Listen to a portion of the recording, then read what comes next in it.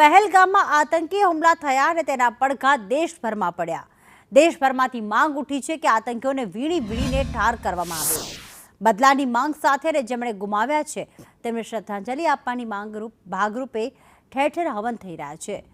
જમ્મુ અને દિલ્હીમાં હવન કરવામાં આવ્યા તો સાથે ગુજરાતના અનેક શહેરોમાં તથા દિલ્હીમાં બંધ પાડીને વિરોધ પ્રદર્શન કરવામાં આવ્યું।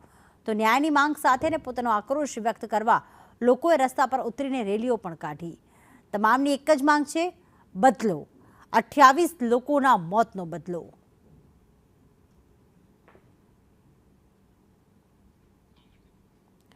તો ક્યાંક હવન કરવામાં આવ્યો તો ક્યાંક બંધ પાડીને વિરોધ દર્શાવવામાં આવ્યો તો આ તરફ રેલીનું પણ આયોજન કરવામાં આવ્યું હતું। અત્યારે દેશ ન્યાય માંગી રહ્યો છે। 28 પરિવારોએ જે સ્વજનો ગુમાવ્યા છે તેમને સાંત્વના આપવાની સાથે મૃતકોને શ્રદ્ધાંજલિ તો આપવામાં આવી, પરંતુ સાથે સાથે આતંકીઓને શોધીને વીણીને મારવામાં આવે અને આ મુદ્દો જે છે ખતમ કરી દેવામાં આવે।